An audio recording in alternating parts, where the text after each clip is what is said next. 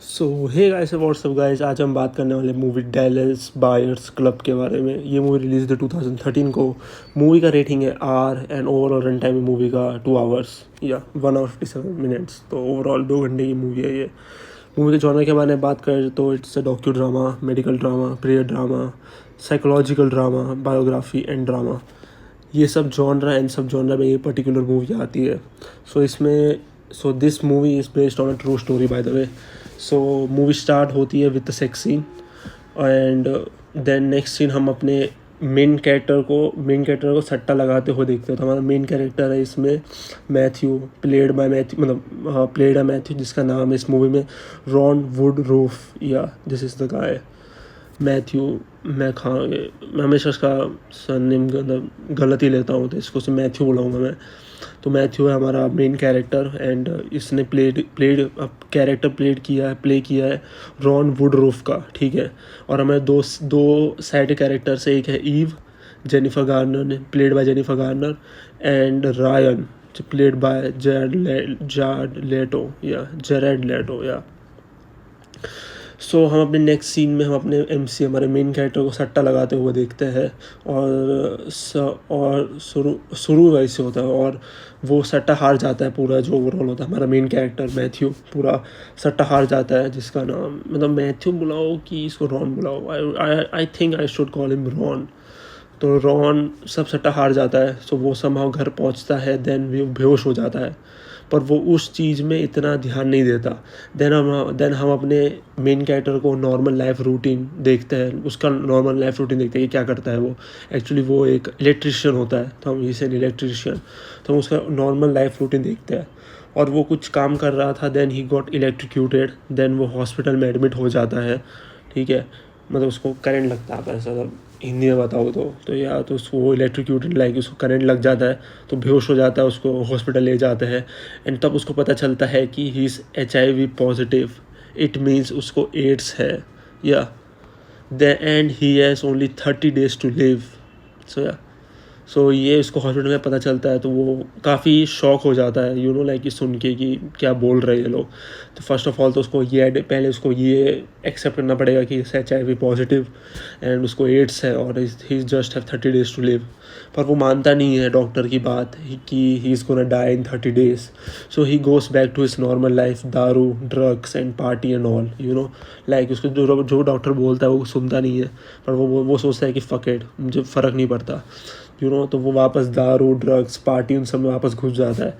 उसको हमारे main character का टी सेल जो है, टी सेल इज़ जस्ट 9। और यूजुअली नॉर्मल लोगों का T cell it's between 500 to 1500, जैसे ये मूवी में मुझे बताया गया है। मुझे नहीं पता इट्स कितना सच है, but I think it's valid और इट्स एक्चुअल फैक्ट। बट हमारा जो मेन कैरेक्टर रॉन का जो टी सेल वो सिर्फ 9 है। और नॉर्मली लोगों का 500 to 1500 के बीच में होता है। तो आप समझ सकते हो कि कितना सीरियस है उसको ओवरऑल। देन हमारा मेन कैरेक्टर ये चीज़ को एड्स को सीरियसली नहीं लेता और उसके बारे में उसको लेने लगता है और उसके बारे में रिसर्च करने लगता है, ठीक है। अब उसको समझ में आ रहा है, धीरे धीरे टाइम जैसे पास होता जा रहा है और उसको धीरे धीरे समझ में आ रहा है कि व्हाट, अब ये जो उसको खांसी बहुत ज़ोर से होती है, खून आने लगता है उसके मुंह से एंड एवरीथिंग लाइक दैट। तो उसकी वजह से वो जो उसका एड्स का जो डिसीज़ है उसको वो सीरियसली लेने लगता है। और वो सोचता है कि व्हाट, अब वो उसके बारे में रिसर्च करता है, लोग जाके मतलब लाइब्रेरी कंप्यूटर में जाके रिसर्च करता है कि एड्स होता क्या सच में, कि उसको पता नहीं है कि एड्स कैसे होता है, कैसे फैलता है, एड्स क्या है and all this kind of stuff. तो उसको वो सीरियसली लेने लगता है, उसे रिसर्च करता है उसके बारे में। Then he goes to hospital to meet a female doctor, और वो फीमेल डॉक्टर है ये ईव, ठीक है, प्लेड बाय जेनिफर गार्नर। ये हमारी आप कह सकते हो ये है ईव। फीमेल डॉक्टर से मिलने जाता है एंड ईव से मिलने जाता है एंड उससे पूछता है कि कोई एड्स का दवाई है और मुझे एड्स की दवाई चाहिए। सो ये रिक्वेस्ट को फीमेल डॉक्टर रिजेक्ट कर देती है, क्योंकि जैसे आपको पता है एड्स का, I guess if I am not wrong, AIDS का कोई वैलिड और FDA अप्रूव्ड दवाई, ऐसा कुछ मेडिकेशन नहीं है एड्स का, if I am not wrong. मुझे ज़्यादा मेडिकल का नहीं पता, पर मैंने सुना है कि एड्स या HIV पॉजिटिव जो होते हैं उनका कोई ऐसा कोई मतलब FDA अप्रूव्ड मेडिकेशन नहीं होता, लाइक एड्स के लिए। तो उसको फीमेल डॉक्टर जो है हमारी ईव, वो रिजेक्ट कर देती है कि ऐसा कोई दवाई नहीं है और अब तुम ये एड्स से बच नहीं सकते।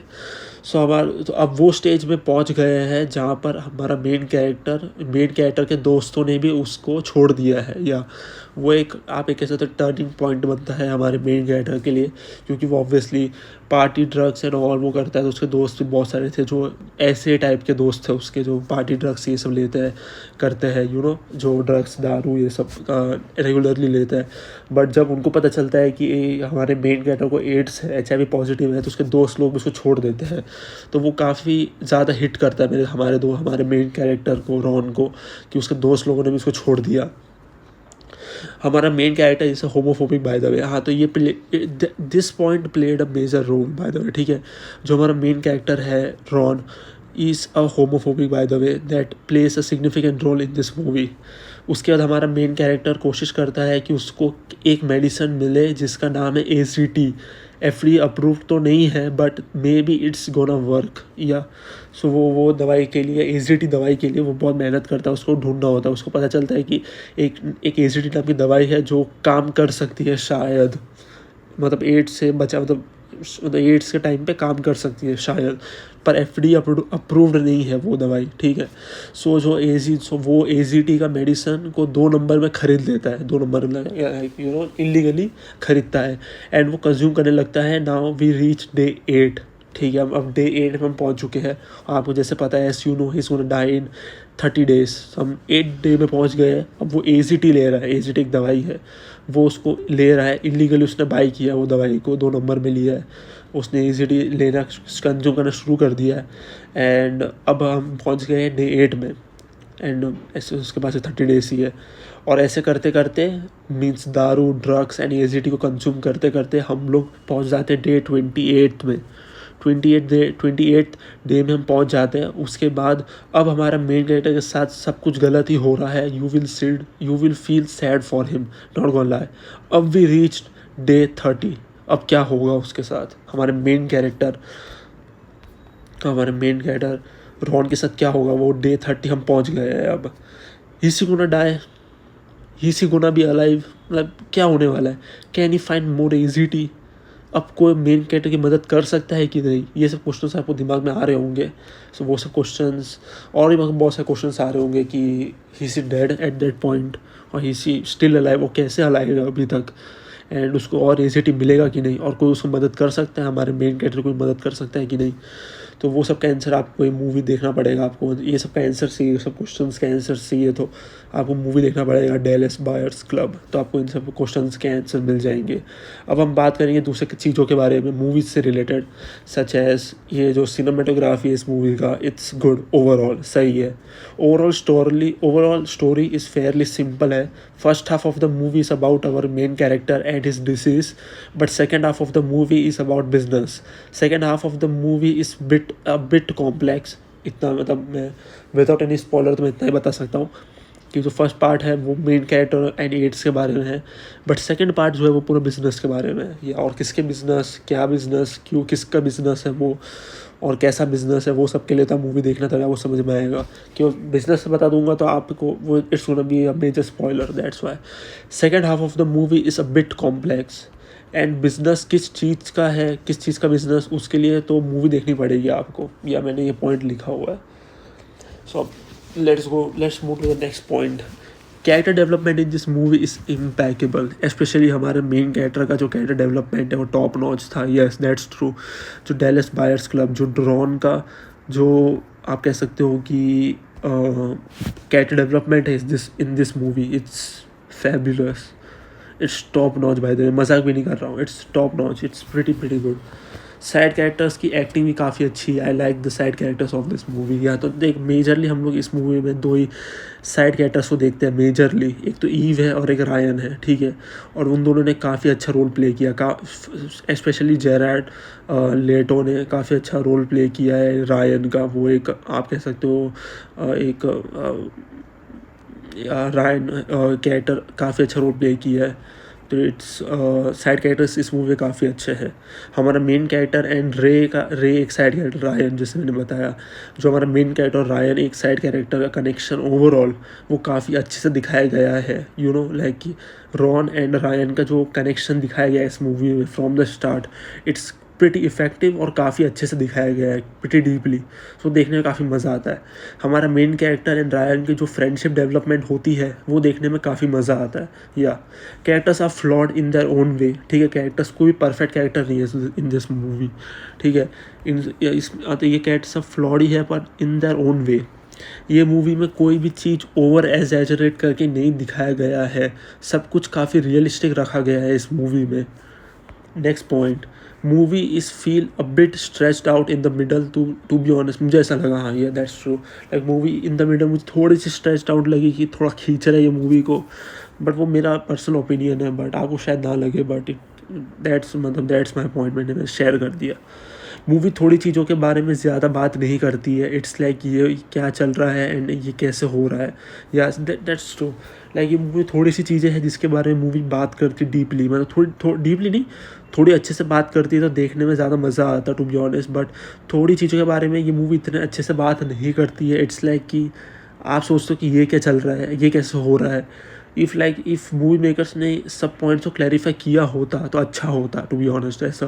बट स्टिल एज व्यूअर्स तुम समझने लगते हो like what's really going on in the second half of the movie. या सो ये पॉइंट थोड़ा कॉम्प्लेक्स है तो मैं थोड़ा सा बताऊँगा, मतलब थोड़ा सा इसको सिंप्लीफाई कर देता हूँ. जैसे जो मूवी के थोड़े पॉइंट्स हैं जो उसके बारे में बात नहीं कर सकते, स्पॉइलर अलर्ट, पर थोड़े पॉइंट्स जिसके बारे में मूवी ज़्यादा बात नहीं करती है तो इट्स लाइक ऊपर से बता दिया तुम्हें. ठीक है, तो बट एज अ व्यूअर आप समझने लगते हो वो पॉइंट्स को और आप समझते हो एट दी एंड कि क्या चल रहा है. एट सम पॉइंट आप समझने लगते हो तो आप कंफ्यूज नहीं रहोगे at the end of the movie कि क्या चल रहा था. तो दैट्स अ गुड थिंग कि आप कंफ्यूज नहीं रहोगे. So yeah overall that's the thing of this overall movie. So इसके एंडिंग के बारे में बात करें तो मूवी की एंडिंग इज़ गुड, काफ़ी सिंपल एंड सोबर है. No exaggeration whatsoever. या ये मूवी में कुछ भी एग्जैजरेट नहीं किया गया है to be honest. From start to end ये मूवी काफ़ी रियलिस्टिक बनाई गई है, आप ऐसा कह सकते हो. मूवी की एंडिंग इट्स गुड ओवरऑल. मैं ऐसा कहूँगा overall it's a good movie. One time watch तो फॉर श्योर है. या वन टाइम वॉच तो फॉर श्योर. इसको मैं रेट करूँगा तो इसको मैं रेट करना चाहूँगा 7/10 movie for me. Yeah so this movie it's gonna be 7/10. आखिर में इसको रेट कर दूँगा. ये मूवी आप देख सकते हो प्राइम वीडियो में. हिंदी डब अवेलेबल नहीं है इसका, इंग्लिश में ही है सिर्फ. एंड इसको डायरेक्ट किया है भाई जीन मार्क वेले ने. एंड उसके बाद सेक्स और न्यूडिटी के बारे में बात करते हैं तो सीवियर लेवल में है. बाय द वे सेक्स और न्यूडिटी इसमें बहुत ज़्यादा तो नहीं बोलूँगा पर है अच्छा खासा. जैसे मैंने बोला कि फर्स्ट सीन इस सेक्स से चालू होता है तो इसमें मल्टीपल सेक्स सीन्स हैं, मल्टीपल न्यूड सीन्स हैं. तो ये मूवी आप गलती से भी फैमिली के साथ मत देख लेना. तो फैमिली के क्राइटेरिया में ये मूवी बिल्कुल भी फिट नहीं बैठती है. तो ये मूवी आप फ्रेंड्स या पार्टनर के साथ देख सकते हो but with family no, absolutely not. Violence and gore ये मूवी में मॉडरेट लेवल में रखा गया है. बहुत ज़्यादा नहीं है वायलेंस घोर, थोड़ा सा ही है, मैं ऐसा कहूँगा. प्रोफेनिटी मूवी में बहुत ज़्यादा गाली गलौच बहुत दी है मूवी में. एल्कोहल ड्रग स्मोकिंग का भी यूसेज इस मूवी में बहुत ज़्यादा है. सीवियर लेवल में रखना चाहूँगा. जैसे मैंने बताया था हमारा main character at some point he was a drug addict, alcohol addict. तो एल्कोहल ड्रग्स का जो यूसेज हमें काफ़ी अच्छे से दिखाया गया है इस मूवी में. तो सीवियर लेवल में दिखाया गया. And frightening and intense scenes भी इस मूवी में मॉडरेट लेवल में ही है. तो मतलब माइल्ड ही रखूँगा मैं तो, मतलब मॉडरेट लेवल ही रखते हैं. ठीक है, ओवरऑल तो ये मूवी मैंने देखी थी 17 अप्रैल को. सो या और ये movie by the way Oscar winning movie है. 3 ऑस्कर जीत चुकी है ये मूवी. सो इट्स आप कह सकते हो ऑस्कर विनिंग मूवी या एक्चुअली क्वाइट गुड. लाइक कि ऑस्कर जीता है तो कुछ तो बात होगी इस मूवी में. ऐसा हो जाता है.